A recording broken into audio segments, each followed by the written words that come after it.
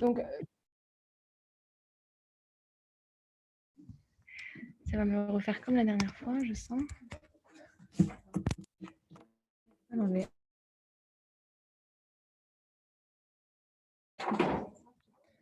Désolée.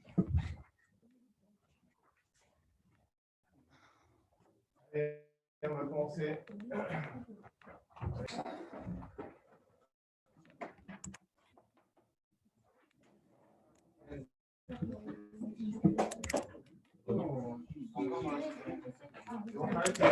Ouais, c'est juste que du coup, quand ça met cette conversation va être enregistrée, ça me fait tout. Je sais pas pourquoi ça me fait tout bugger. Ok. Continuer. Voilà. Ah ok, il manquait du monde. Ouais. Oui. Elle vous a... On les a distribués. Est-ce qu'il en...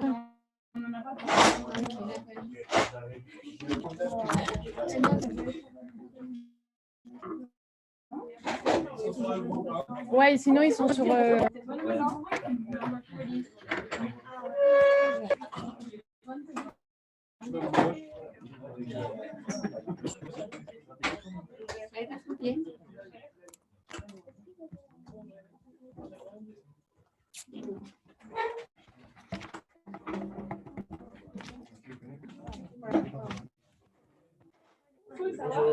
Salut.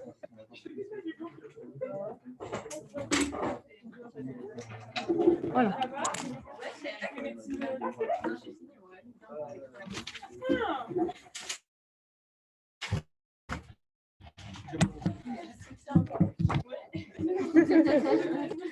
Des vraies copines, ça. Ouais, c'est des vraies copines.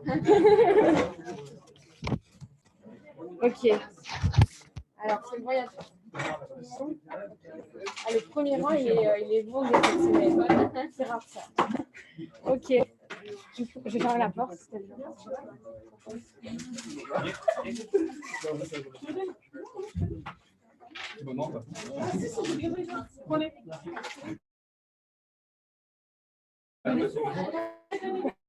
Oh, purée. Voilà. Chier.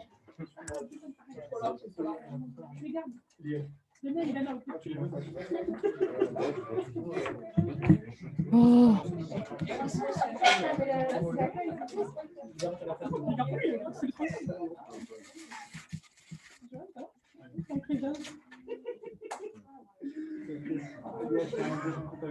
Voilà. Ok. Du coup, on va commencer. Donc, je sais que la plupart d'entre vous, ils étaient là depuis le début où Dani fait des cours d'anatomie. Du coup, en fait, on va faire beaucoup d'anal aujourd'hui. Déjà, pour vous entraîner à ce qui tombe vraiment le jour du concours, etc. Parce que bon, les cours, ils sont très, très denses. Il n'y a pas tout qui tombe, même s'il faut tout apprendre. Donc, du coup, on va voir ce qui tombe le plus en anal. Et c'est aussi pour vous montrer à quel point les annales, c'est super important. Il ne faut pas les commencer pendant les 2 semaines de révision. Il faut les commencer vraiment dès septembre. Parce que c'est limite plus important de vos cours, quoi. C'est ce qui tombe vraiment en anal, c'est la main des profs, donc c'est super important. Ça retombe de façon très très récurrente et on va le voir. Donc voilà, surtout pour vous montrer que c'est super important, puis pour vous familiariser avec. Donc la plupart des questions, je vais les faire avec vous parce que j'imagine que vous n'avez pas tous beaucoup révisé l'anatomie. Il y a des questions que vous allez faire vous, on va y réfléchir ensemble, etc. Du coup, voilà, on va faire... On va essayer d'aller jusqu'au chapitre de l'appareil respiratoire, si on y arrive. On va faire circulatoire et l'ostéologie, le début du coup. Donc, c'est des cours qui font au moins minimum les 10 premières questions du sujet d'anal. Donc, c'est super important. Puis, c'est des points qui sont faciles à avoir et qu'il faut avoir parce qu'en général, la plupart des gens, ils les ont. Donc voilà. Donc, on va commencer par les premiers chapitres. Donc, c'est un peu les chapitres chiants. Donc, celui-là, je pense que vous pouvez essayer de le faire vous. Donc, je vais vous laisser un peu y réfléchir. Si vous ne voyez pas de loin ce qu'il y a écrit, vous me dites. Désolée, le tableau de... Ouais, je vais le tenir. Vous voyez. Donc, si vous voulez commencer à y réfléchir, je pense que ça, vous pouvez commencer à le faire vous.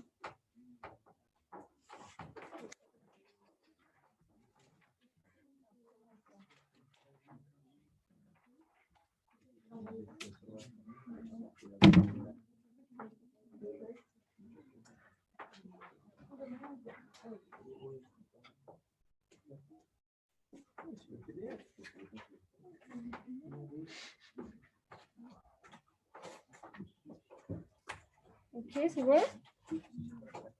Il y a de la discussion, donc c'est bon. Bon, on va le faire ensemble. Du coup, la A, l'unité morphologique et structurale du corps humain et la cellule. Donc, bon, voilà, c'est vrai, il n'y a rien de compliqué. C'est la base et ça tombe en anal. Donc, ça, c'est des points cadeaux, vraiment. Ensuite, les cellules se groupent pour former des tissus. Oui, c'est vrai, exactement. Et après, les tissus se groupent pour former, eux, des organes. Donc, ça aussi, vous le reverrez de partout. Du coup, vrai, ouais, A, B pour l'instant. La C aussi, exactement. Mais la C, du coup, il faut vraiment se baser sur les définitions parce que ça aurait pu être… Donc là, il y a écrit « Un organe est un ensemble de tissus spécialisés structurés afin de remplir une fonction déterminée ». Ça aurait pu être…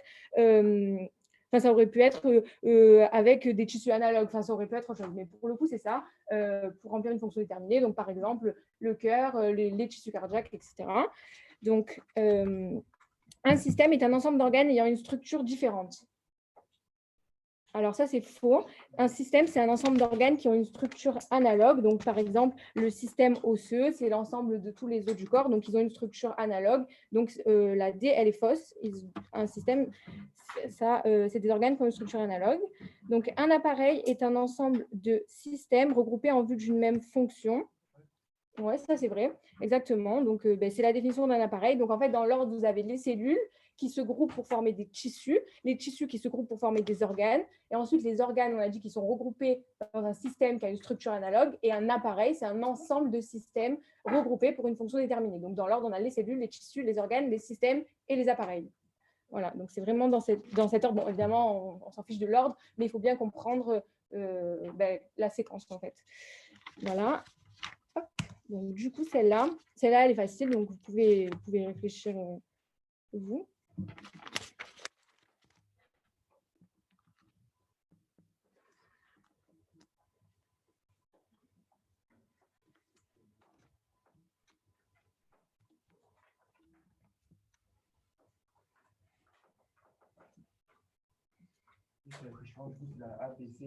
Exactement, ABCE. De toute façon, je vous enverrai toute la correction à la fin de la séance.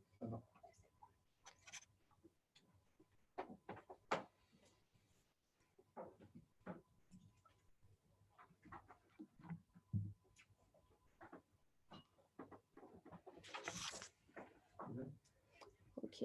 Bon, du coup, alors, là, l'organe de l'olfaction comprend la cavité nasale et l'oropharynx.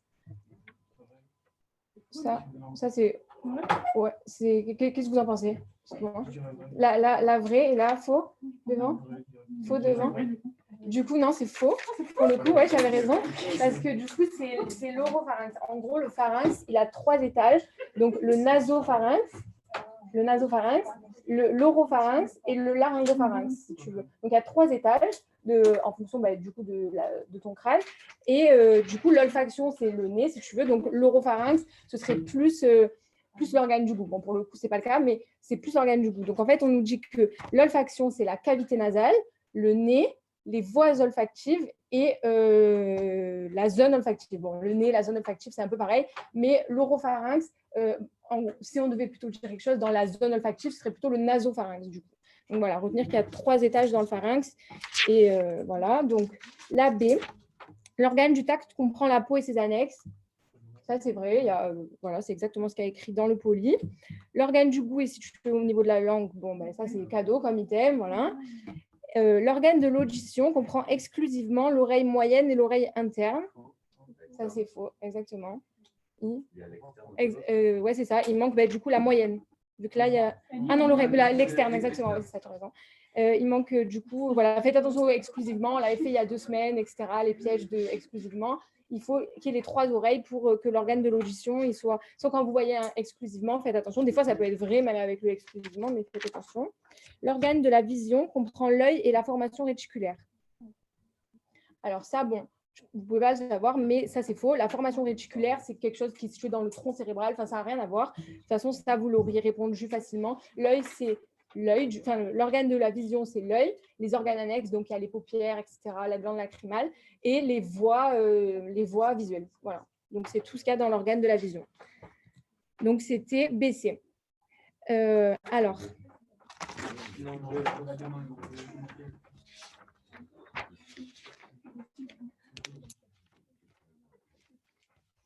Alors, du coup, on va le faire ensemble. Du coup, bon, le diaphragme sépare la cavité thoracique et la cavité abdominopelvienne. Ça, c'est vrai, exactement. Je vais vous montrer un schéma. Si je trouve, voilà. Il y avait une petite animation drôle. J'ai gâché mon animation drôle toute seule. Mais bon, là, on le voit pas au final. Tu m'as gâché mon animation. Mais en gros, donc, du coup, le diaphragme, il est ici, et il sépare la cavité thoracique de la cavité abdominopelvienne. Du coup, il n'y a pas de souci. Je vais le repasser vite en arrière. Donc, du coup, la plèvre est une séreuse. Alors, la plèvre, en gros, c'est ce qui entoure le poumon. Donc, c'est deux feuillets qui entourent le poumon. Super.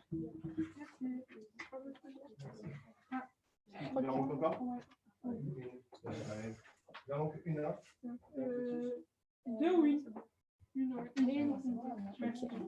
Donc, du coup, la plèvre, en fait, c'est une enveloppe qui enveloppe le poumon. Donc, elle a deux feuillets. En fait, une séreuse, c'est ça, c'est une enveloppe avec deux feuillets. Donc, en gros, il a deux feuillets. Il y a un feuillet viscéral. Le feuillet viscéral, c'est celui qui accroche au viscère, donc qui accroche au poumon. Et il y a un feuillet pariétal qui délimite une petite cavité. Et donc, voilà, ça entoure le poumon. Et donc, on retrouve plusieurs séreuses dans l'organisme. Donc, on trouve la plèvre qui est autour du poumon. On trouve le péricarde qui est autour du cœur. Et on trouve le péritoine qui délimite la cavité abdominale. Donc, ça, c'est vrai, la plèvre est une séreuse. Ensuite, le détroit supérieur du bassin, étendu entre l'articulation entre L4 et L5, donc en gros la 4e et la 5e vertèbre lombaire, et le bord supérieur du pubis. Alors ça, c'est un peu pointu comme item, c'est faux. Le détroit supérieur du bassin, il est étendu entre L5, donc la 5e vertèbre lombaire, donc c'est la dernière vertèbre, et le sacrum, et la première vertèbre sacrale. Donc, vous savez qu'il y a la colonne vertébrale, et ensuite, il y a le sacrum, et il y a le coccyx. On a souvent dit, ah, j'ai mal au coccyx, mais en fait, non, c'est le sacrum. Le coccyx, c'est vraiment un tout petit os. Donc, le détroit supérieur du bassin, exactement, qui délimite la cavité abdominale et la cavité pelvienne, en fait, ici, c'est tendu entre l'articulation entre L5 et la première vertèbre sacrale, et non pas L4, L5, et le bord supérieur du pubis. Je vous le montrerai dans une planche après. Donc, le péritoine sépare la cavité péritonéale en avant de l'espace rétropéritonéal en arrière. Donc ça, c'est vrai. Vous voyez dans la planche, si vous avez vos planches, du coup, c'est la planche 2 à la page 2, du coup. On le voit ici. Donc là, vous avez le détroit supérieur du bassin, en bas, entre L5, la dernière vertèbre lombaire, et le sacrum. Et là, on voit le péritoine. Donc, en fait, c'est cette enveloppe ici, qui est en avant de la colonne vertébrale. Donc, le péritoine sépare la cavité abdominale. Donc, la cavité abdominale, elle est entourée par le péritoine, de l'espace rétropéritonéal. C'est ce qui est en arrière du péritoine, du coup. Et ici, on a l'espace sous-péritonéal. Voilà. Donc, le péritoine, il sépare, du coup, de l'espace rétropéritonéal et de l'espace sous-péritonéal. Et ensuite, l'œsophage naît en regard de la première vertèbre thoracique. Alors, ça c'est faux. Alors, en fait, on a l'œsophage, il fait suite au pharynx. Donc, c'est ce qu'on avait vu tout à l'heure, qu'il y a 3 étages. Donc, l'œsophage, c'est là où il y a la nourriture qui passe. Et la trachée, c'est là où il y a l'air qui passe. Bon, j'imagine que vous le savez, mais au moins que ce soit clair. La trachée, elle est en avant de l'œsophage. Vous pouvez le sentir ici, ça fait un peu gondolé. Donc, ça, c'est la trachée. Et en arrière, on a l'œsophage. Donc, on a tout d'abord le pharynx, les 3 étages du pharynx, et qui fait suite au pharynx, on a l'œsophage, et ensuite on a l'estomac. Et donc le pharynx, il se termine à la 6e vertèbre cervicale. C'est des repères que vous reverrez, mais c'est des repères qui sont très importants. Parce que là, vous voyez qu'on peut facilement se faire piéger. Ce n'est pas la première vertèbre thoracique, l'œsophage est né de C6, la 6e vertèbre cervicale. Voilà. Alors... Ça, c'est tombé en 2020. Donc, c'est ce qu'ils ont eu les PACES en mai de l'année dernière. Donc, c'est des items importants. Ils tombent de plus en plus d'items écrits et de moins en moins de schémas. En ce moment, c'est plutôt 10-10, 10 questions de texte, 10 questions de schéma. Avant, c'était 20 questions de schéma. Donc, ça tend à devenir plus difficile. Peut-être. Ouais, il y a de plus en plus de textes. Donc, il faut bosser le texte. Avant, les gens, ils apprenaient que les schémas, ça suffisait. Maintenant, il faut vraiment bosser le texte. Donc, ça, c'est ce qui est tombé en 2020. Donc, la colonne vertébrale est constituée de 7 vertèbres cervicales. Et ça, c'est vrai. Donc, moi, j'avais un petit moyen pour me rappeler. On a 7 vertèbres cervicales. En tout, on a 24 vertèbres. On a 7 vertèbres cervicales. Ensuite, on a 12 vertèbres thoraciques. Et ensuite, on a 5 vertèbres lombaires. Donc, moi, je faisais les 7 jours de la semaine, les 12 mois de l'année et les 5 doigts de la main. Bon, après, vous devez retenir l'ordre. Voilà. Vous devez retenir l'ordre, mais du coup, moi, je vais rappeler comme ça. Et ça vous sert parce que des fois, on peut vous pointer dans un schéma une vertèbre et vous dire telle vertèbre est en regard de l'ombilique. Et du coup, si vous ne savez pas compter vos vertèbres, qu'on commence du coup de 5 en lombaire et qu'on remonte, ben, c'est compliqué de situer la flèche. D'ailleurs, les profs, ils ne prennent pas uniquement les flèches du poli, on leur donne un schéma vierge et ils tracent eux-mêmes leurs flèches. Donc, ça se peut et ça arrive très souvent que les flèches, c'est des trucs qui vont vous sembler logiques à force que vous ayez vu le poli, mais il se peut que la flèche, elle ne soit pas du tout présente dans votre poli de schéma. Donc, il faut bien connaître ces textes et il faut bien se repérer, quoi. Pas juste n'apprenez pas les flèches en regardant le schéma. Apprenez vraiment à quoi ça correspond tout. Du coup, voilà. La ceinture pelvienne est constituée d'un seul os, l'os coxal. Alors ça va revenir énormément. Ouais, ça c'est vrai, exactement. Donc, il faut faire la différence entre la ceinture pelvienne, on voit aussi anneau pelvien, c'est pareil, et le bassin. Donc, le bassin, il est constitué des 2 os coxaux, du sacrum, du coup, et du coccyx. Alors que la ceinture pelvienne, l'anneau pelvien, est constitué d'un seul os, l'os coxal. Ça revient énormément, et voilà, il faut le savoir. Donc, l'os coxal, c'est l'os que vous avez ici, du coup, au niveau du bassin. Donc, les os longs ont l'une de leurs 3 dimensions qui prédominent sur les 2 autres. Ouais, c'est vrai, exactement. C'est la longueur qui prédomine. Du coup, un os long, par exemple, ici, l'humérus, votre fémur, c'est un os long. Voilà. Vous avez les os plats, en général, c'est les os du crâne. Et vous avez les os courts, par exemple, les os du pied, etc. C'est des os courts. Donc, voilà. Un os plat, l'épaisseur, elle est plus petite que les 2 autres dimensions. Ça, vous le verrez, mais ça, en général, c'est assez facile. Donc, les articulations fibreuses ont des surfaces osseuses unies par du tissu conjonctif. Oui, exactement, ça c'est vrai. Voilà, c'est juste la définition, il n'y a rien de spécial. Il y a plusieurs types d'articulations et avec différents types de tissus qui les réunissent. Et pour les articulations fibreuses, c'est du tissu conjonctif. Donc, les articulations synoviales sont celles qui autorisent les mouvements les plus étendus. Je ne sais pas si... Ça, c'est vrai. Dans le poli, on ne vous parlera que des articulations synoviales. Il y a plusieurs types d'articulations synoviales. On va les revoir après. Et voilà, celles qui autorisent les mouvements les plus étendus parce qu'on a un axe à 3 axes de mouvement. 3 axes, c'est le maximum. Et voilà. Donc, de toute façon, ce n'est pas un piège difficile parce qu'on ne vous parle que des synoviales dans le polycope. Ouais. Par exemple, l'articulation du genou, c'est fibreuse. Non, ce n'est pas une articulation fibreuse, c'est une articulation cartilagineuse, il me semble. Mais on ne te le demandera pas. Et c'est juste une définition. Il y a un exemple pour l'articulation synoviale. Pour les articulations synoviales, en fait, les articulations synoviales, c'est plusieurs types d'articulations. On va les voir après. Il y en a 6 types différents. Et voilà. Okay. Ah, non, je croyais. Et en gros, synovial, c'est une catégorie, quoi. Il n'y a pas, genre, dans le corps, il y a énormément d'articulations synoviales avec différentes catégories différentes. Alors, je vous ai mis les... Pardon ? Oui, exactement, c'est banco. Ça arrive très souvent. Je veux dire, si vous ne savez pas, ne mettez pas banco parce que ça arrive souvent en manat, mais ça peut arriver.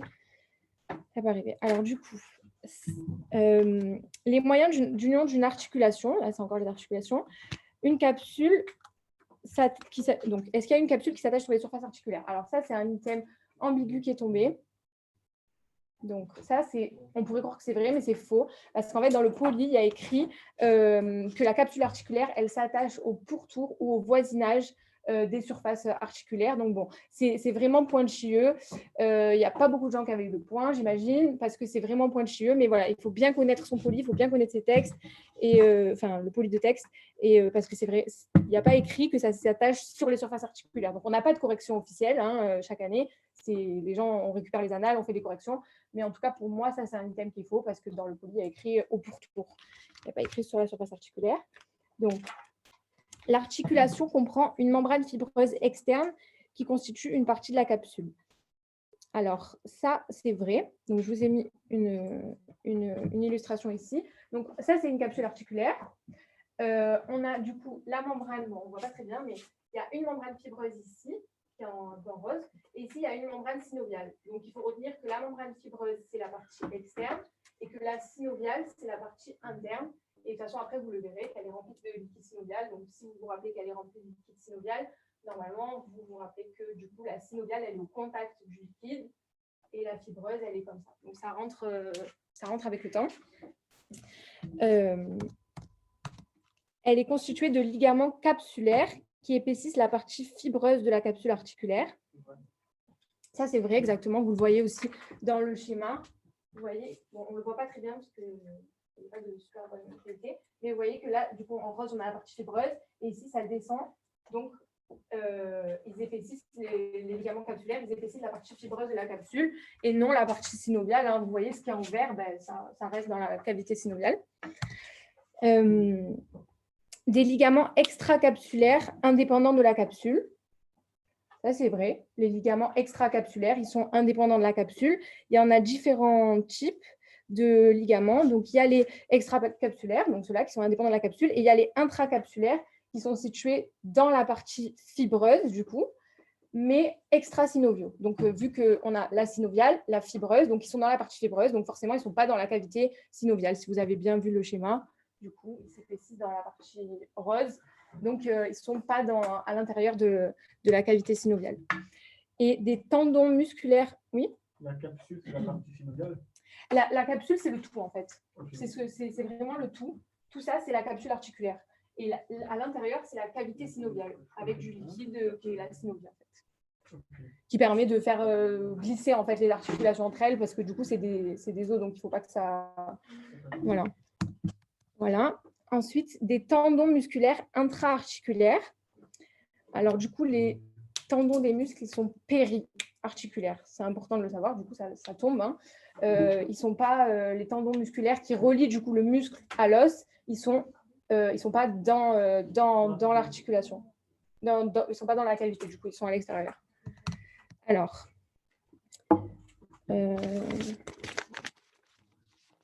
là, on va avoir différents types d'articulations.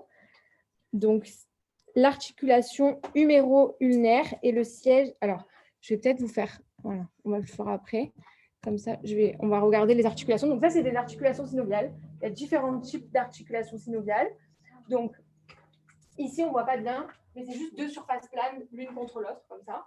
Donc, ça, ce n'est pas très important, mais il vous dit c'est les articulations zygapophysaires des vertèbres thoraciques. Bon, c'est un mot long pour dire qu'en gros, c'est deux articulations planes, comme ça. Donc, il y a très peu de mouvement. Vous pouvez bien le voir que quand elles sont comme ça, il y a très peu de mouvement. Ensuite, on a l'articulation huméro-ulnaire. Donc, votre humérus, il est ici. Ici, on a le radius. Et ici, on a l'ulna. L'ulna, pour se rappeler, c'est l'os du coude. Donc, c'est facile de se rappeler que là, vous avez le coude et là, vous avez un autre petit processus. Et ça, c'est le radius, en fait. Donc, si vous vous rappelez que c'est l'os du coude, vous rappellerez facilement que l'ulna, il est ici et que votre radius, il est ici. Donc, l'articulation huméro-ulnaire, donc l'humérus, c'est l'os du bras et l'ulna, c'est l'os de l'avant-bras ici, est une articulation trochléenne. Donc, en gros, trochléenne, vous avez deux surfaces comme ça et ça fait une sorte de poulie, si vous voulez. Enfin, je ne sais pas si vous le voyez bien ici. Et du coup, trochléenne, elle a un seul axe de mouvement. Donc, en fait, elle ne fait que comme ça. Vous voyez, avec votre bras, vous ne faites pas...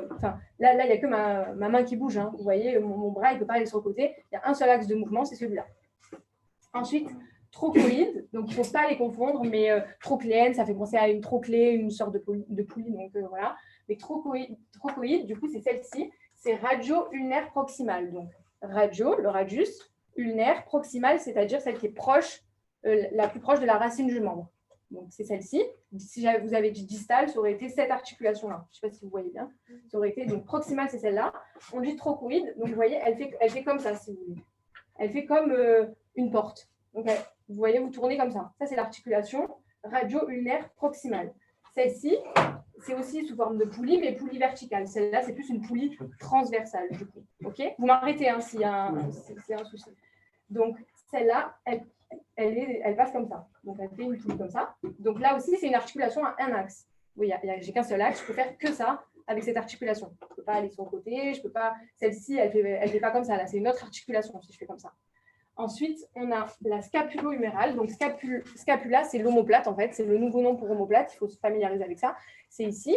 Ça, c'est une articulation sphéroïde ou énarthrose. C'est celle qui permet le plus de mouvements. Vous voyez bien qu'on peut faire comme ça. Enfin, voilà, il y a beaucoup de mouvements dans l'articulation scapulo-humérale. Donc, c'est une articulation à 3 axes. C'est celle avec le plus de mouvements. C'est l'articulation sphéroïde. Donc, ils vous disent qu'il y a une creuse, une plaine. Ça, c'est des détails qu'on vous donne dans le poly. Ensuite, les articulations en selle, ça c'est un peu plus compliqué. Donc, carpo-métacarpienne du pouce.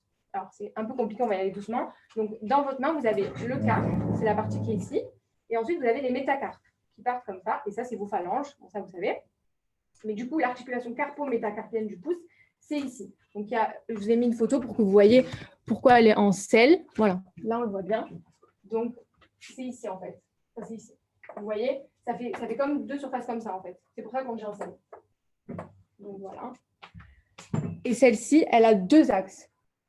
C'est comme ça, il y a 2 axes. Donc, moi, pour retenir, je retenais qu'en fait, toutes les articulations troc, donc trocléenne, trochoïde, elles avaient un axe. Toutes les autres, elles ont 2 axes de mouvement, sauf la sphéroïde qui a 3 axes de mouvement parce qu'elle en a le maximum. C'est scapulo-huméral, c'est aussi ici coxo-fémoral. Vous voyez qu'ici, avec cette articulation, on peut faire beaucoup de mouvements. Et ensuite, la dernière, c'est condylaire ou ellipsoïde. Ça ressemble un petit peu à ça, mais il faut se rappeler que ça n'a rien à voir. C'est celle-ci. Elle n'a que 2 axes. Et il donne l'articulation radiocarpienne. Donc, c'est du coup le radius et le carpe ici. Voilà, on peut faire plusieurs mouvements, mais c'est que 2 axes. Donc, on ne nous explique pas plus dans le poly, mais il faut le retenir. La seule qui a 3 axes, c'est la sphéroïde. Les trocs, elles ont un seul axe, les 2 du haut. Et la condylienne ou ellipsoïde, elle a 2 axes. Du coup, on va faire les questions sur ça. Voilà. Donc, l'articulation huméro-ulnaire est le siège d'un seul type de mouvement. Alors, du coup... Huméro-ulnaire. Oui, c'est un seul. Oui, exactement, c'est un seul. Huméro-ulnaire, ça fait comme ça. Le seul mouvement, un seul axe de mouvement, articulation trocléenne. Ça va rentrer avec le temps. Donc, les articulations trochoïdes présentent 2 axes mécaniques. Oui. Exactement, c'est un seul. Les 2 trocléennes, trochoïdes, un seul axe de mouvement. Ça viendra avec le temps. L'articulation carpo-métacarpienne du pouce présente 2 surfaces articulaires inversées. Ouais, ça, du coup, c'est vrai, vu que c'est une articulation en selle. Vous voyez que les 2 surfaces articulaires, elles sont inversées. Ici, elle est comme ça. Ici, elle est convexe. Ici, elle est concave. Donc, du coup, 2 surfaces articulaires inversées, ça, c'est vrai. Les articulations sphéroïdes ou énarthroses autorisent 3 types de mouvements. Ça, c'est vrai. Du coup, la scapulo-humérale, la coxo-fémorale, on ne vous donne que la scapulo-fémorale dans le poly. Les articulations condylaires n'autorisent qu'un seul type de mouvement. Ça, c'est faux. Combien? Ouais, bravo. Voilà, bon, ça, c'était pour vous montrer un petit peu l'articulation. Vous voyez le radius, l'ulna, la trochlée, etc. On voit bien ici. Ça fait c'est ça la trochlée du coup. La trochlée, là vous avez le coude en fait. Et là vous avez l'humérus. Alors, du coup, je vous l'ai remis pour que ce soit bien clair parce que du coup ça tombe tout le temps. Vous avez vu, l'autre c'était 2014, là c'est 2018, ça se ressemble. Donc, les moyens d'union d'une articulation synoviale comprennent la capsule articulaire et les ligaments. Ça c'est vrai, il n'y a pas d'ambiguïté. Donc, la capsule, c'est tout ce qu'on a vu et les ligaments, c'est tout ce qui est autour, du coup. La membrane synoviale recouvre les surfaces osseuses intra-articulaires recouvertes de cartilage. Juste un petit cadeau avant de partir.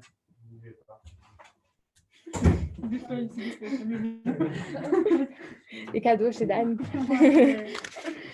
Et donc ça c'est faux en fait. Si vous voyez ici dans le schéma, vous voyez la membrane synoviale ici, elle s'arrête là. Donc ça c'est une surface articulaire, on a du cartilage hyalin, on fait des articulations pour permettre le glissement parce que l'os c'est un peu comme ça. Donc en fait là, je sais pas comment dire, mais c'est un peu condolé un os. Donc si on n'avait pas de cartilage articulaire, ça fait comme ça. Du coup là avec le cartilage hyalin, ça glisse vraiment. Et du coup on voit que la membrane synoviale, elle s'arrête ici. Donc elle recouvre pas le cartilage. Elle recouvre les surfaces osseuses, mais pas le cartilage. Donc, voilà. Donc ça c'était faux. Il fallait faire attention. Donc la B, elle est fausse. On est à la question 7. Je suis désolée, il y a écrit la parole truc, mais du coup c'est la question 7. Donc une articulation sphéroïde autorise 3 types de mouvements. Ça on vient de le faire, c'est vrai. Une articulation condylaire ellipsoïde, ça c'est faux, voilà, 2 axes. Et une articulation trochléenne ou ganglième n'autorise qu'un seul type de mouvement. Ça c'est vrai. Bravo. Ok. Alors, la seule 3, c'est sphéroïde. Et les deux, les deux, du coup, c'est un seul axe. Moi, je retenais comme ça, trochoïde, trochléenne, c'est un seul axe de mouvement, comme ça ou comme ça. Voilà, donc, du coup, bon, de toute façon, je vous enverrai le diapo. Voilà, donc là, question 10. Donc, numéro 1 est un segment mobile de la colonne vertébrale. Alors, du coup, je vous ai mis l'animation pour ça. C'est pour que vous vous rappeliez que la colonne vertébrale, elle est mobile. On pourrait croire qu'elle est fixe, mais oui, c'est pour ça. Ce n'était pas là par hasard. Mais en gros, c'était pour vous rappeler que les 24 vertèbres de la colonne vertébrale, elles sont mobiles. Et la partie fixe, du coup, c'est le sacrum qui fait suite. Quand on dit j'ai mal au coccyx, mais qu'en fait, c'est le sacrum, mais du coup, ça, c'est une partie fixe. Et donc, en fait, à partir d'ici, c'est fixe. Le sacrum et le coccyx. On ne le voit pas, mais le coccyx, c'est juste un tout petit processus osseux. Enfin, c'est pas ce qu'on voit. Donc la 1, c'est vrai. Donc la A, c'est vrai, exactement. Numéro 2 est un segment fixe de la colonne vertébrale. C'est faux, exactement. Numéro 3 est situé en regard de la terminaison de l'aorte thoracique. Alors, l'aorte, il faut donc l'aorte, c'est la plus grosse, vertèbre la plus grosse artère du corps humain. Donc, elle a plusieurs portions. Je vais vous la dessiner comme ça. Bon, je ne suis pas une grande dessinatrice. C'est un peu genre une canne à sucre, quoi. Donc, elle a plusieurs portions. Elle a une portion ascendante, etc. Bon, ça, vous le verrez plus en détail dans le polycope. Mais ce qui est important, c'est qu'elle a une portion thoracique et une portion abdominale. Donc, la portion thoracique, on a dit quoi tout à l'heure? Qu'est-ce qui délimite la cavité thoracique de la cavité abdominopelvienne? Le diaphragme, exactement. Donc, en fait, à T12, donc la dernière vertèbre thoracique, l'aorte, elle passe le diaphragme et elle devient abdominale. Donc, logiquement, la limite entre l'aorte thoracique et l'aorte abdominale, c'est la 12e vertèbre thoracique. C'est pour ça que je vous disais que c'est important de savoir un peu se repérer dans les vertèbres. Voilà. Ici, on a la 5, la 5e, la 4e, la 3e, la 2e et L1. Donc, ici, on est à L1. L1, du coup, c'est pas la limite entre la thoracique et l'abdominale. C'est T12, la limite. Donc, L1, c'est faux. Et ce qui est important de savoir aussi, c'est que l'aorte abdominale, du coup, elle continue ici et elle se termine en L4 en regard de l'ombilic. Donc, en regard du nombril, si vous voulez. Ça va nous servir pour après. C'est important de le retenir. C'est très important, ça tombe souvent. Et puis même pour vous, pour plus tard, c'est important parce que s'il y a quelqu'un qui arrive aux urgences, qui a un couteau planté ici ou ici, ça va être différent. Du coup, si c'est sous l'ombilic, est-ce que c'est dans son aorte, est-ce que ça l'est pas? Donc, c'est un repère anatomique très important. Ouais. En gros, si tu veux, l'ombilic, il est ici, à peu près, au même niveau, quoi, si tu veux. Donc, le nombril, il est là. Il faudrait que ce soit, du coup, pas ici. Il faudrait que ce soit... Enfin, du coup, si ça se termine en L4, le nombril, il est à peu près là. Okay. Et, enfin, en gros, si tu veux, numéro 3 est situé au niveau de la terminaison de l'aorte thoracique. C'est pareil, en regard au niveau. Numéro 4 est une vertèbre transitionnelle. Alors, ça, c'est vrai. Bon, c'est écrit nulle part, mais c'est juste, c'est juste intuitif. C'est la dernière vertèbre lombaire. Et, exactement. Donc, oui, on dit que c'est une vertèbre de transition. Numéro 5 est situé en arrière du rectum. Alors, numéro 5, c'est quoi, du coup? C'est Le sacrum. Le sacrum, exactement. Donc, ça c'est vrai, en fait. On va y repasser. Mais en gros, si vous voulez, vous avez la fin du gros intestin, ici. Et ensuite, vous avez le rectum, ici, le canal anal. Et en fait, vous avez juste ici, le sacrum. Ici, c'est juste une crête qui n'a rien à voir. Non, ici, c'est le sacrum. Et là, c'est juste la crête sacrée, je crois que ça s'appelle. Mais c'est situé juste en arrière. Et le coccyx, en fait, c'est juste un tout petit processus ici. Donc voilà, il est situé juste en arrière du rectum, c'est vrai. C'est un repère anatomique, quoi, ça aussi. Voilà, donc on va passer à la... Donc ça, c'était pour vous montrer que ça retombe sans cesse. Donc la 1 et la 2, on va la passer parce que c'est aussi segment mobile, segment fixe. Mais vous voyez que c'est retombé exactement pareil, exactement dans le même ordre, juste 1 ou 2 années après. Donc vraiment, c'est super important d'être familier avec les annales. Du coup, la C, vous pouvez la faire vous, normalement. Oui. Ouais. Exactement. Du coup, ici, on est au numéro 3. Donc là, on a la dernière vertèbre lombaire, L5, L4, terminaison de l'aorte abdominale. Exactement. En regard de l'ombilic. Parce que l'aorte, elle se termine en regard de l'ombilic. Donc au même niveau que l'ombilic, si vous voulez. Voilà. Donc pareil, vertèbre transitionnelle, c'est retombé exactement pareil. Et la 5, numéro 5 est constitué de 5 pièces soudées. Alors, 5, c'est le sacrum. Le sacrum, c'est ça, c'est 5 vertèbres en fait. S1, S2, S3, S4, S5.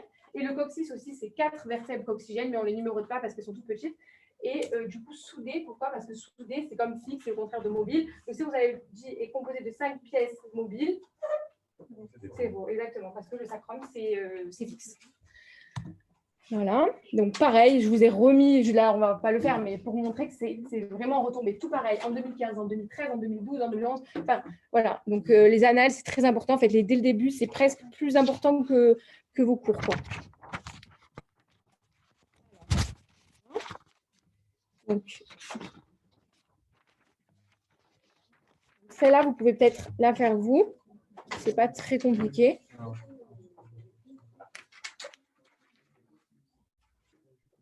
On voit pas très bien, mais sur vos planches, on voit mieux. C'est la planche 3. Ça veut dire qu'on le sent. Non, exactement, je peux le palper. C'est lui. C'est vrai.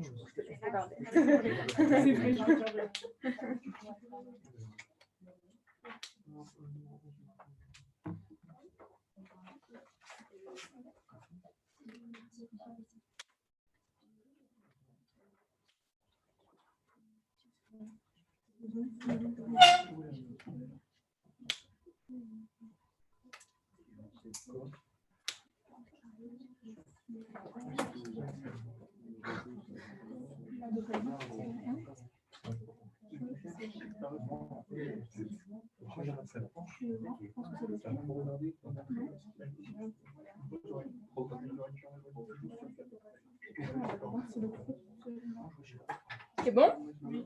Allez, alors on y va. Donc, numéro 2 est un os palpable, exactement. Donc, numéro 2, c'est la clavicule ici. Vous voyez qu'en plus d'être palpable, c'est vraiment visible.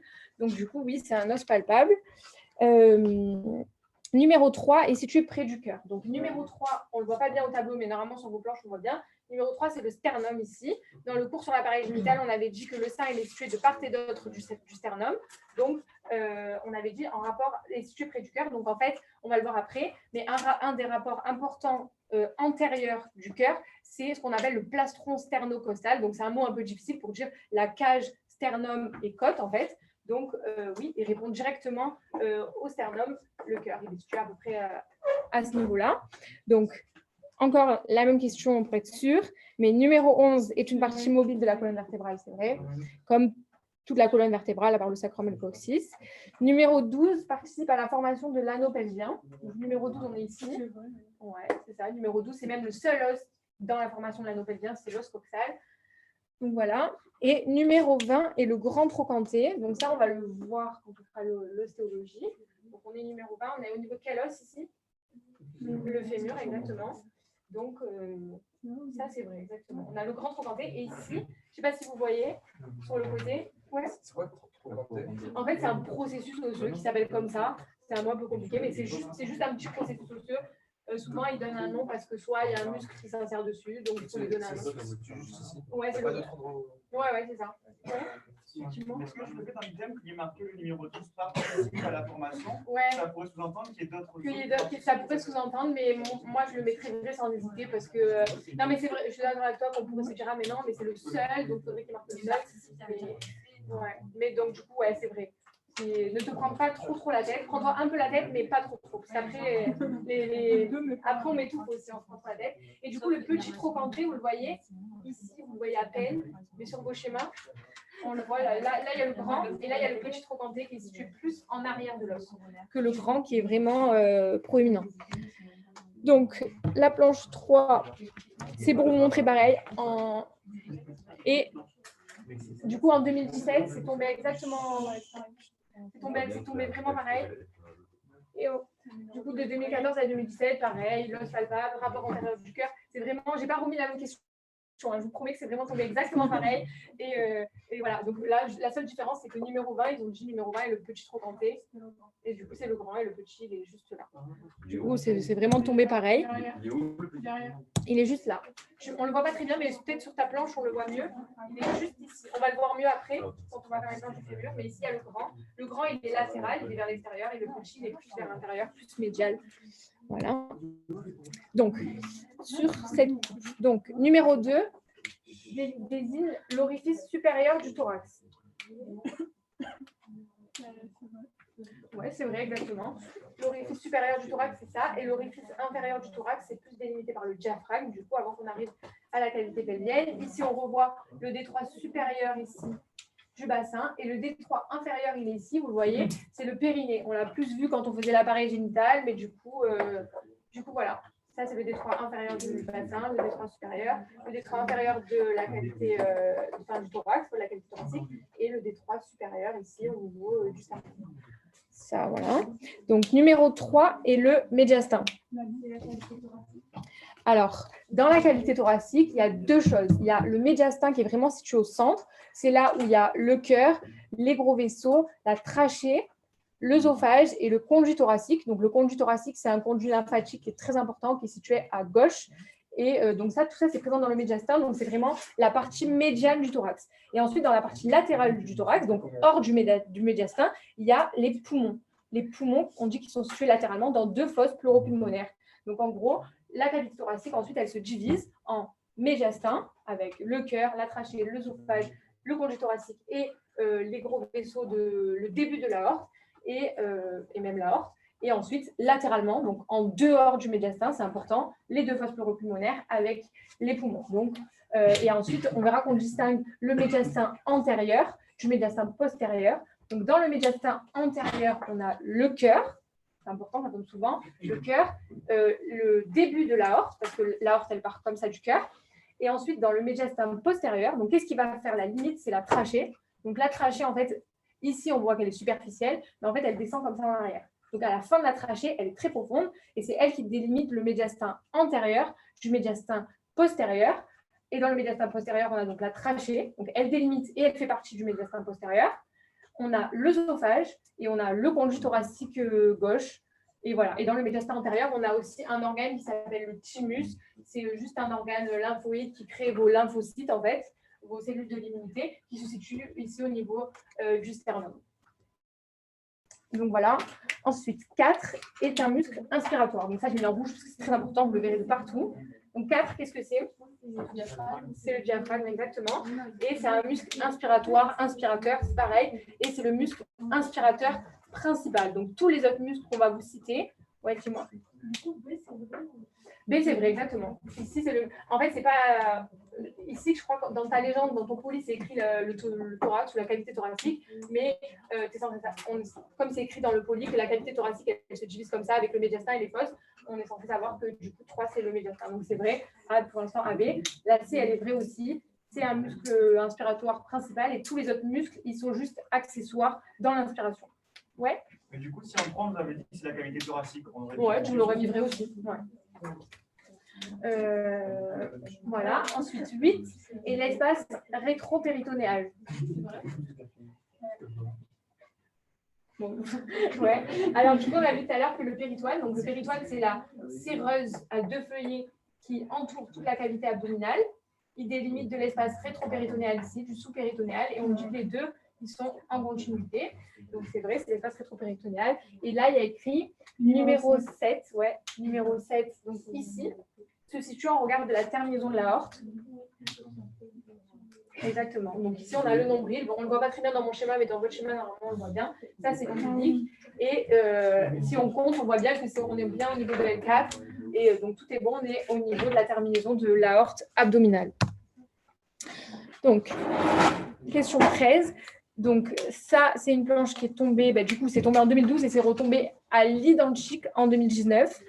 Donc, comme quoi, le pouvoir des annales, un point, c'est quand même un point, c'est important, c'est coefficient 4 l'anatomie. Donc, voilà, juste en faisant les annales, il est retombé les mêmes flèches. Donc, numéro 1 est la voûte du crâne. Ouais, du coup, c'est vrai. On distingue 2 parties dans le crâne, la voûte ici et la base du crâne. Donc, c'est assez intuitif quand même de voir que ici, c'est plus la voûte et ici, à ce moment-là, on est plus au niveau de la base du crâne. Donc, numéro 2 est l'ethmoïde. Donc, numéro 2, c'est l'os qui est ici. Et ce n'est pas l'ethmoïde, c'est le sphénoïde, en fait. Donc, ici, on a l'ethmoïde. Je vous le dis parce que j'imagine que la planche du crâne, ce n'est pas la planche qu'on regarde en premier. Mais du coup, ici, on a l'os ethmoïde. Et ici, on a l'os sphénoïde, qui est un os très important, qui participe à la base et à la voûte du crâne. Donc, ça, vous le verrez plus quand vous ferez l'anatomie de la tête et du cou. Et du coup, numéro 2, c'est le sphénoïde. Donc, la B, elle est fausse. Numéro 4 appartient à la base du crâne. Oui, exactement, on le voit. Donc, du coup, ça, c'est quel os, du coup? Non,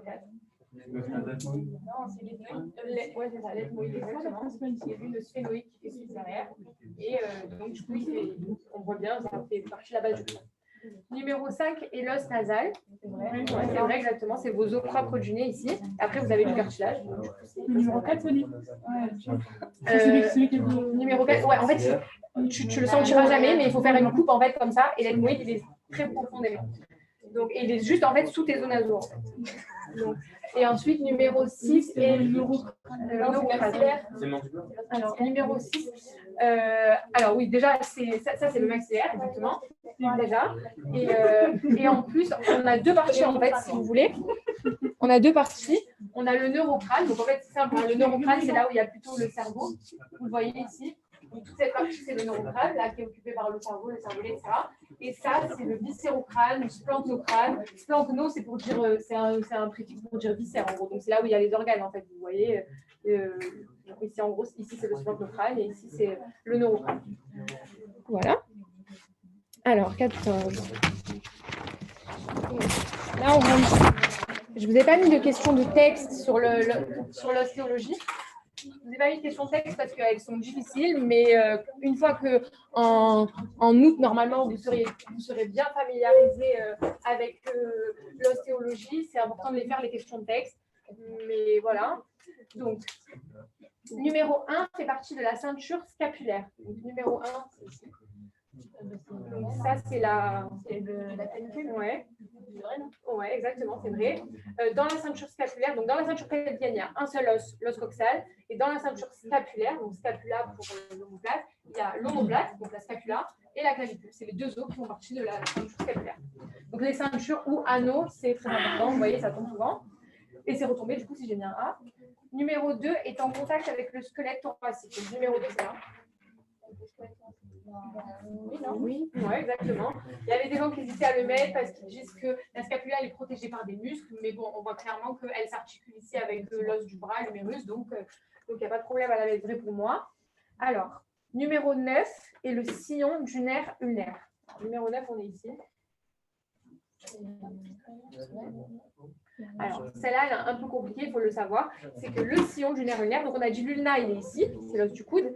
il est situé postérieurement. Donc, en fait, moi, je me rappelais que, je ne sais pas si vous avez déjà tapé le coude, ça fait mal, ça fait comme une décharge électrique. Et du coup, le nerf ulnaire, c'est quand vous tapez le coude, donc c'est postérieur. Donc, en fait, là, on a une vue antérieure de devant, comme ça. Donc, le sillon, il est placé derrière. Donc, celle-là, elle est fausse. Voilà, vous vous rappelez que le nerf ulnaire, il est postérieur. Alors, numéro 4 est parallèle à l'ulna au cours du mouvement de pronation. Donc, ça, c'est tombé les deux. Alors, ouais, c'est quand tu prends, en fait. Alors, oui, c'est faux, exactement. Donc, ça, c'est quel os, le 4 déjà? C'est le radius, exactement. Donc, quand on fait comme ça, on a dit c'est une articulation, l'articulation radio-ulnaire proximale. Quand on fait comme ça, on voit que l'os qui est ici, quand on prend, pronation, il recouvre ici l'ulna. Ça se croise. Oui, exactement. Il va recouvrir comme ça, comme une poulie, si tu veux. Et il va venir recouvrir. Donc, ils ne sont pas parallèles. Il le recouvre. Donc, le mouvement de pronation, c'est comme ça. Et le mouvement de supination, c'est comme ça. Donc, si on vous avait dit le radius est parallèle à l'ulna lors du mouvement de supination, là, pour le coup, c'est vrai. Pronation, vous retenez pronation, vous retiendrez forcément que supination, c'est l'inverse. Donc, supination, c'est comme ça. Et pronation, c'est comme ça. Numéro 6, alors je crois que le numéro 6, c'est par là, appartient au carpe. Qu'est-ce que... Oui, c'est vrai, exactement. On le voit. Donc, hein? Exactement, métacarpe, c'est ici. Et le carpe, c'est en fait c'est le poignet, en fait. À ne pas confondre avec le tarse. On verra après. Le tarse, c'est au niveau du pied. C'est la même chose, si vous voulez, c'est votre cheville, mais au niveau du pied. Du coup, voilà, c'est un piège que les tuteurs, ils adorent mettre en écurie. Le tarse, le carpe. Voilà. Donc, je vous ai remis parce que ça tombe exactement pareil. Donc voilà. Donc, allez, on continue. Donc, numéro 1 est un os allongé. Donc, numéro 1, c'est la clavicule. Ouais, voilà. Donc, ça, c'est vrai. Même si on pourrait penser que c'est un os arrondi, j'en sais rien, dans le poly, c'est écrit. Ouais, c'est écrit un os allongé, à ne pas confondre avec un os long. Donc, un os long, on l'a vu tout à l'heure, il y a une dimension qui prédomine sur les os, la longueur. Donc, par exemple, ici, l'humérus, c'est un os long. Ça, c'est pas un os long, parce qu'un os long, c'est délimité par 2 épiphyses. Donc, c'est ça, en fait, les 2 processus qui sont là, et une diaphyse.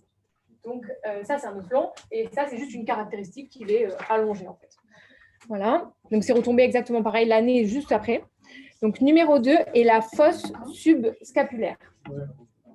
C'est vrai, exactement. Donc, on est dans une vue antérieure. Donc, c'est le muscle qui s'insère. Il y a un muscle qui s'insère ici, c'est le muscle subscapulaire qui s'insère ici dans la fosse subscapulaire de l'omoplate. Voilà. Numéro 10 est la trochlée. Ça, je l'ai dit, donc vous devriez le savoir. Trochlée n'existe pas ici, non? Vous votez pour faux? Ça aurait été vrai, oui, c'est vrai, exactement. Parce qu'ici, on est dans une articulation trochléenne. Pourquoi? Parce qu'en fait, on a une trochlée. C'est la trochlée de l'humérus qui s'articule ici avec le bec de l'ulna. Le bec qui est ici, c'est votre coude, en fait. Et ça fait une... Ça fait comme ça. Qui met son micro? Donc, numéro 4, recouvre l'ulna au cours du mouvement de pronation. C'est vrai, ouais, exactement. Du coup, c'est retombé la même chose, mais juste vrai au lieu de faux l'année d'avant. Numéro 7 appartient au carpe. Il est tout en bas. Ouais, c'est ça. C'est faux, c'est le métacarpe. Du coup, on est un peu plus loin. Mais bon, pour vous montrer que c'est la même question en soi. Donc voilà, c'est juste pour vous montrer que le radius est recouvre l'ulna, mais bon, je pense que vous l'avez tous bien compris. Ensuite, donc, alors là, on est sur un autre... donc là, on est sur un autre os, on est sur l'humérus.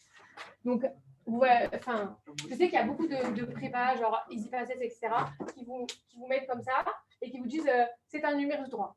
Bon, ce n'est pas une question qui tombe au concours parce que clairement, au concours, on vous dit quelle vue, quelle coupe, quel bras c'est. Donc voilà, vous ne cassez pas la tête pour ça, on vous donne les informations. Toujours droit en fait.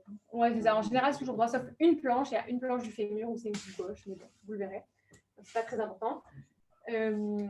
Donc, numéro 2 est une zone d'insertion des muscles de la coiffe des rotateurs.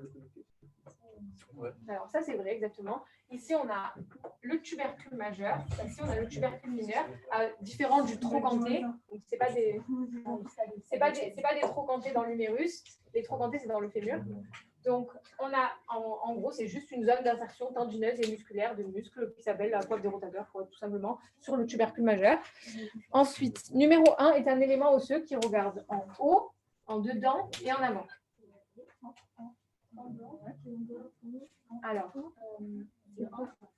Alors, 1, c'est la tête de l'humérus.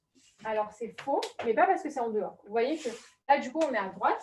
Donc, en fait, si vous voulez, là, on ne voit pas parce que je ne sais pas comment vous montrer, mais en gros, si vous voulez, ça, c'est le centre de mon corps, ici. La tête, elle va comme ça. Donc, on est bien en dedans. Le dedans, c'est ici, c'est l'axe de mon corps, c'est le dedans. C'était en dehors, elle serait orientée la tête comme ça. Mais en fait, elle est orientée en arrière.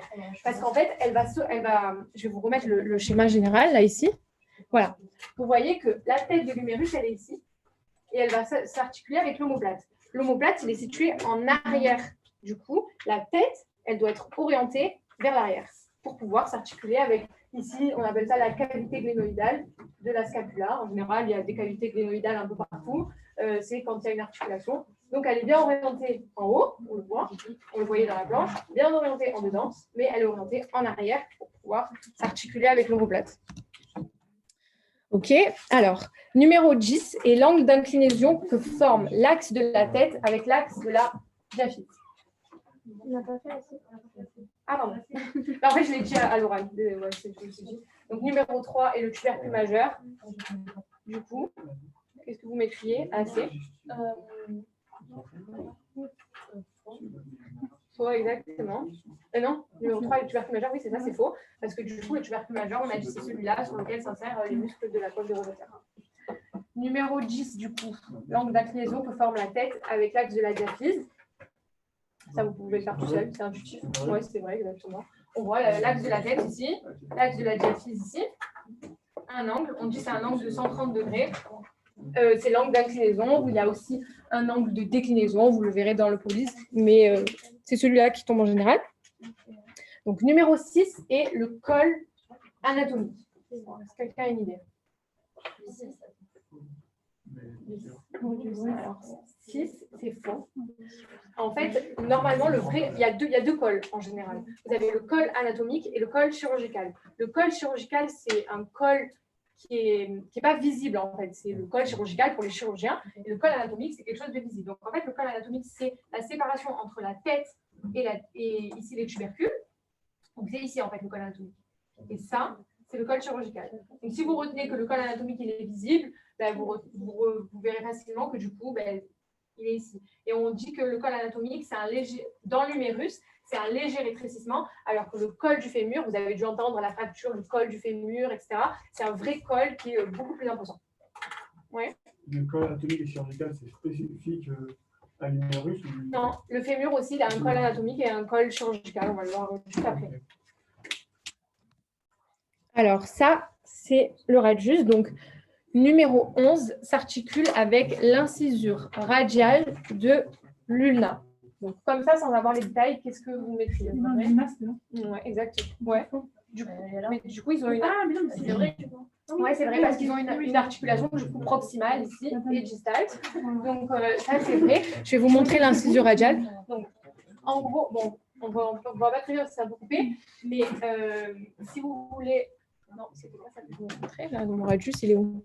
Bon, si vous voulez, le radius, il est là, numéro 11, c'est ici. Ça, c'est ce qu'on appelle la circonférence articulaire, qui s'articule avec l'incisure radiale de l'ulna. C'est juste, c'est ici, en fait. C'est le petit processus qui est là. Donc, ils s'articulent ici au niveau proximal. Voilà. Il y a plusieurs articulations.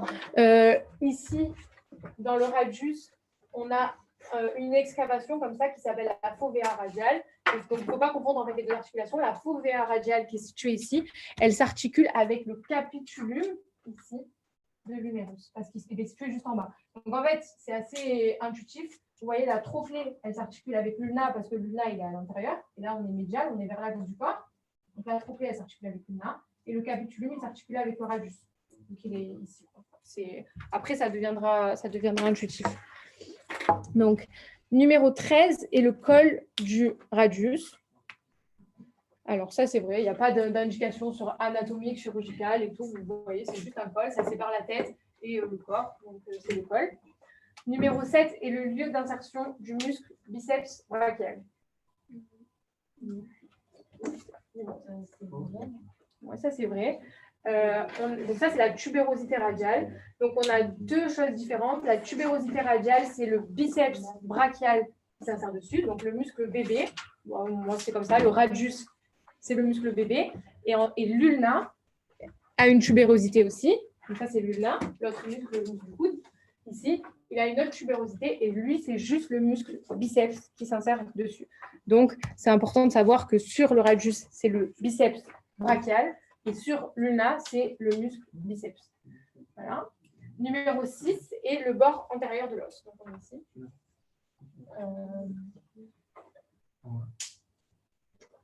ici. C'est vrai? Oui, c'est vrai, exactement. On a ici, donc en fait, il est un peu en S, l'os, vous verrez, ici. Et donc ici, on a le bord antérieur et on dit qu'il se continue avec le bord latéral de l'os. Voilà. Numéro 14 est la zone articulaire avec le carpe. Ouais. Donc intuitivement, c'est vrai, exactement, ça continue ici. Et vu que c'est à l'extérieur, on a un os ici, scaphoïde, ici, on a le pont. Vous le verrez quand vous apprendrez tous les os du carpe. Du coup, alors, donc on passe au membre pelvien.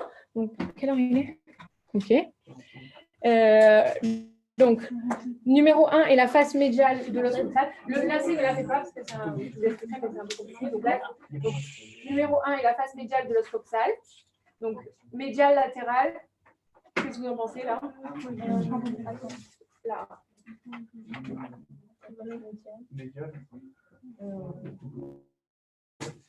Oui. Oui, c'est vrai, si vous avez même l'orientation, bon, ça c'est parce que c'est mon poli, je ne sais pas si ça y est, comprend.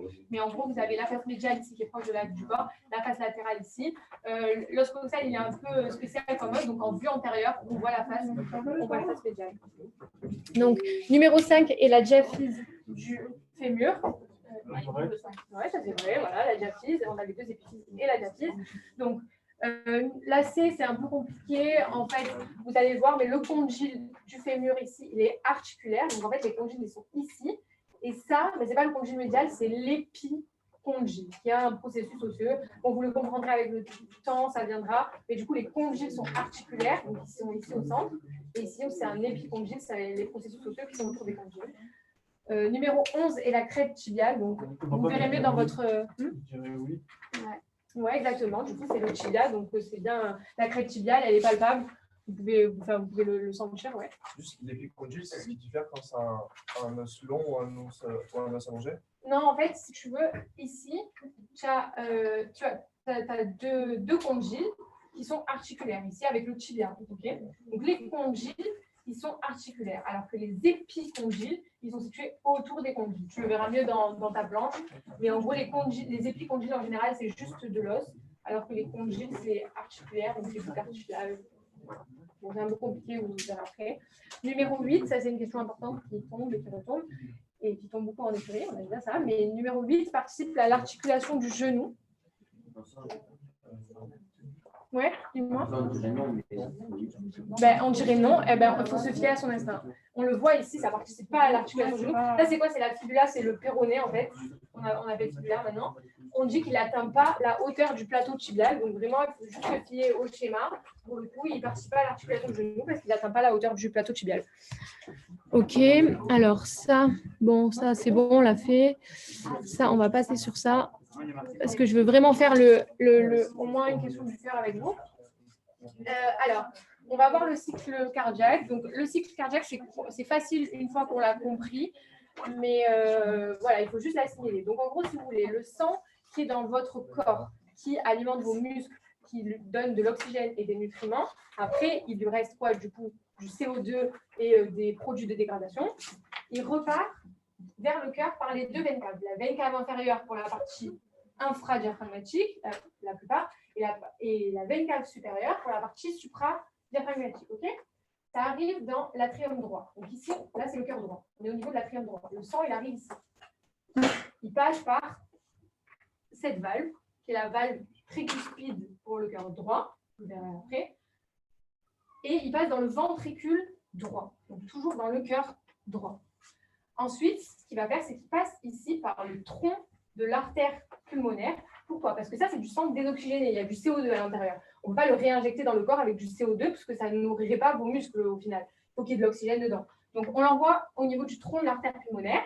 Il passe dans les deux artères pulmonaires, donc c'est du sang désoxygéné, alors qu'en général, dans le reste du corps, les artères, c'est du sang avec de l'oxygéné et les veines, du sang désoxygéné. Mais pour la circulation cardiaque et pulmonaire, c'est différent. Donc ici, on a du sang désoxygéné. Il passe au niveau des poumons. Au niveau des poumons, il se réoxygène, du coup, et il revient par les 4 veines pulmonaires. On les voit ici, elles sont en arrière, parce qu'on les voit quand on est en vue postérieure, en fait. Il revient par des veines pulmonaires, donc il est oxygéné, au niveau du cœur gauche. Au niveau du cœur gauche, on arrive au niveau de l'atrium gauche. Ça passe au niveau de la valve mitrale, ça s'appelle. On passe au niveau du ventricule gauche, et dans le ventricule gauche, ça s'envoie à l'aorte. Et c'est distribué dans toutes les artères du corps. Donc en gros, ça, c'est ce que vous devez retenir. Surtout retenir que le cœur droit, c'est plus le cœur désoxygéné, entre guillemets. Il n'est pas désoxygéné, hein, il y a des artères pour l'alimenter, mais c'est le cœur désoxygéné. Et le cœur gauche avec l'oxygène qui réinjecte dans tout le corps du coup. Donc ça, c'est super important. Il y a des pièges, vous verrez, un peu précis sur ça. Donc, il faut vraiment avoir en tête le cycle cardiaque. Et même dans tous les cas, c'est super important. Peu importe ce que vous ferez, ça retombe dans les cours de physiologie. Donc, c'est super important. Donc, là, donc cette question, je ne sais pas avoir quelle question c'est, du coup, mais merci beaucoup. 23 déjà. Alors,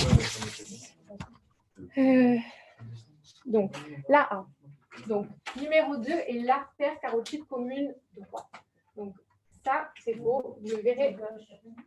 Alors, non.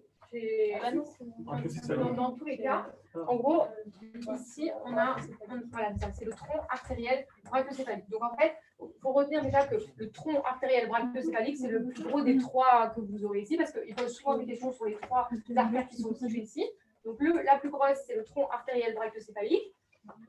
Ensuite, on a l'artère carotide commune gauche. Et ensuite, on a ici l'artère subclavière gauche. Donc, celle qui est le plus à l'extrémité, c'est l'artère subclavière. C'est assez facile à retenir. C'est celle qui part comme ça, donc elle doit être le plus proche possible. Ça ne veut pas être elle ne va pas venir enjamber celle-là ici pour partir ici vers le bras, du coup, en sous-clavier, en fait, si vous voulez, sous-claviculaire. Donc, celle-ci, c'est la subclavière. Celle-ci, c'est la carotide commune gauche. Et celle-ci, c'est le tronc artériel brachiocéphalique. Donc déjà, si vous retenez cet ordre et que celle-ci, la plus grosse, c'est le tronc artériel brachiocéphalique, même quand on vous montrera l'autre vue, vous arriverez à vous repérer. Donc, cette planche, elle est tombée 3 fois au concours et la vue postéro-inférieure, elle est tombée 5 fois au concours. Donc, c'est énorme, sachant que j'ai regardé sur 9 ou 10 ans d'annales. Donc, c'est quand même énorme que la moitié des fois, ce soit la même planche qui soit tombée. Numéro 5 est l'arc de l'aorte.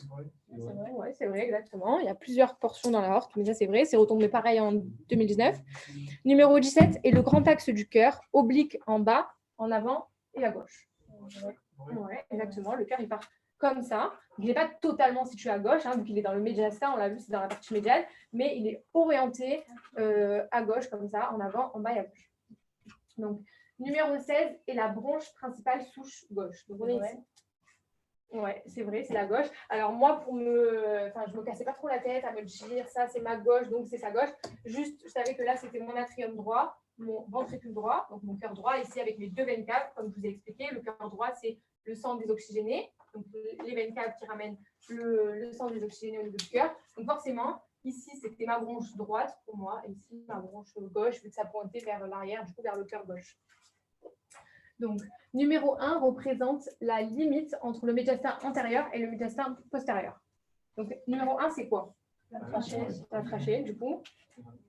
Du coup, c'est vrai, exactement. Numéro 1, la trachée, c'est la limite entre le médiastin antérieur et le médiastin postérieur. Et elle fait partie du médiastin postérieur. Bravo. Donc, ça, c'est ce qui est tombé un peu entre 2016 et 2019. J'ai fait moitié-moitié.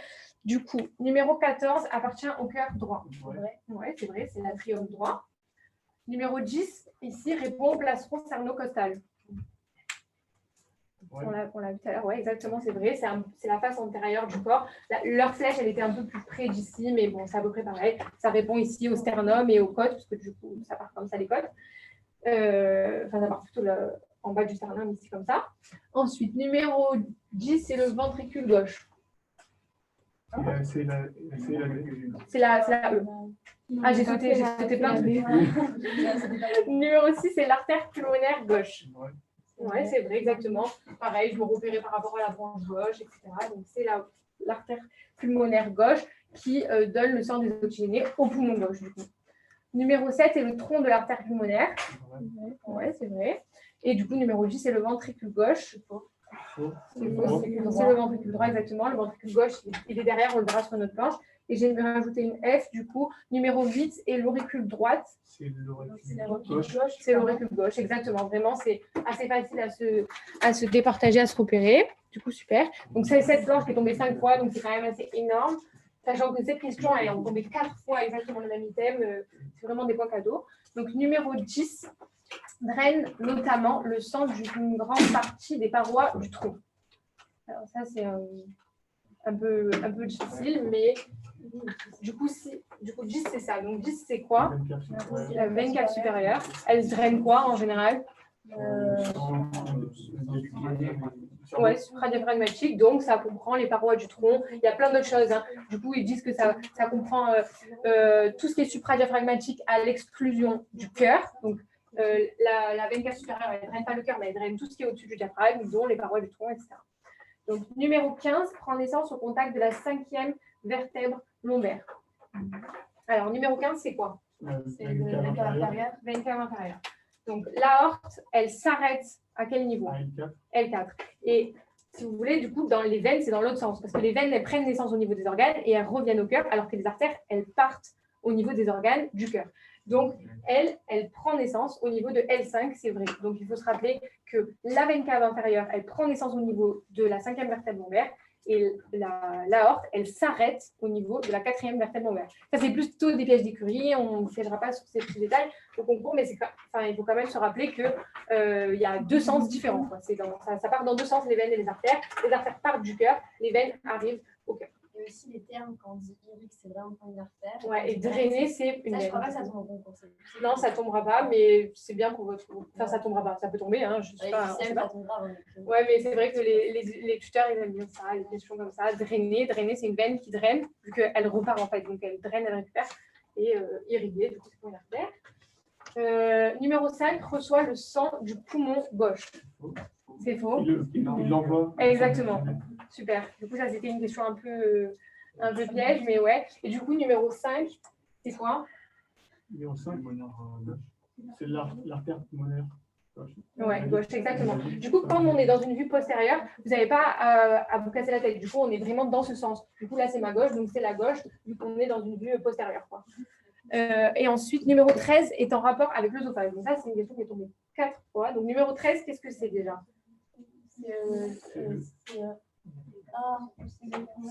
C'est pas l'atrium gauche. Exactement, c'est l'atrium gauche. Et exactement, c'est l'atrium gauche. Et ici, on a le ventricule gauche. Donc ça, c'est très important de le savoir. C'est que l'œsophage, il a tout un trajet. Donc on a dit qu'il commence à la 6e vertèbre cervicale et ensuite il passe en arrière de l'atrium gauche. Du coup, exactement, c'est hyper important de le savoir. C'est un rapport important. Je crois qu'on peut même mesurer la pression qu'il y a dans le péricarde du cœur en mettant une sonde dans l'œsophage, etc. Bon, voilà, vous verrez. Donc, numéro 3, on est ici, et l'artère carotide commune droite. C'est quoi, du coup? Exactement. Pourquoi, du coup parce que c'est la 2 et c'est la gauche. Ouais, exactement. Puis c'est la poids déjà. Oui, tu as raison. Mais du coup, moi, voilà, retenez que c'est la plus grosse, donc c'est le tronc artériel. Mais ouais, exactement. Oui, du coup, on a fait ça. Je vais voir quelle heure il est. Bon, on en fait une dernière pour la route. Celle-là, vous pouvez la faire normalement. Donc, je vous laisse la faire.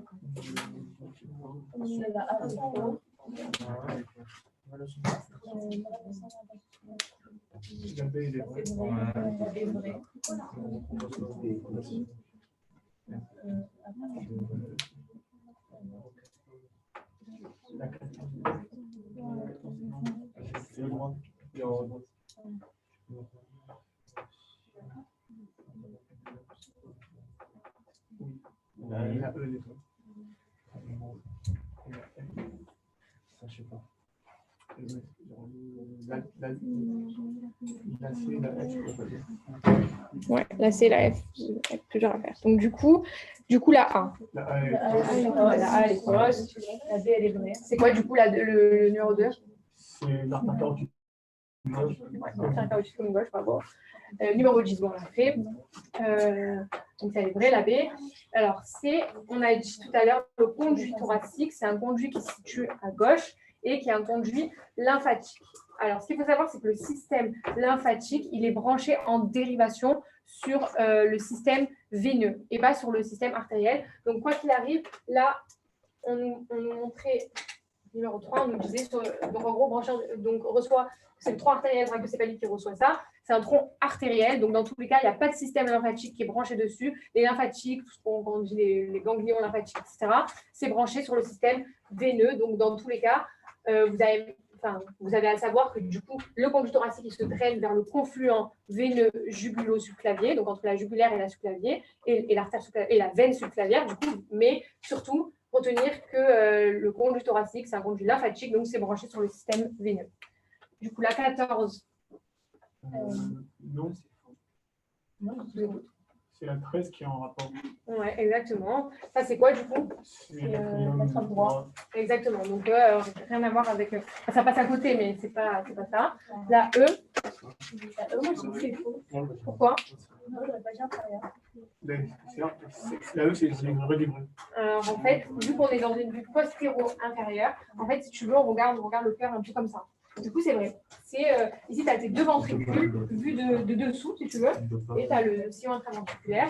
Et ensuite, numéro 15. Donc, numéro 15, c'est quoi? Ouais,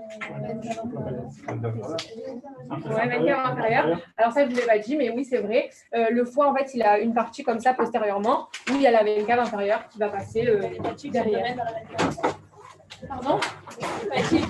Les lymphatiques, ouais, ils se drainent dans les veines en général.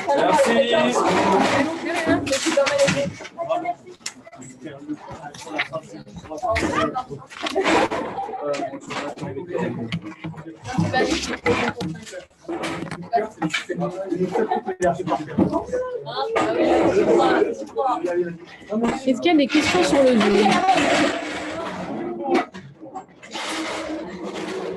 Vous avez applaudi le vidéo? Au revoir. J'essaie de leur dire au revoir, mais je crois qu'il n'y a pas grand monde. Bravo, c'était trop bien. C'était cool.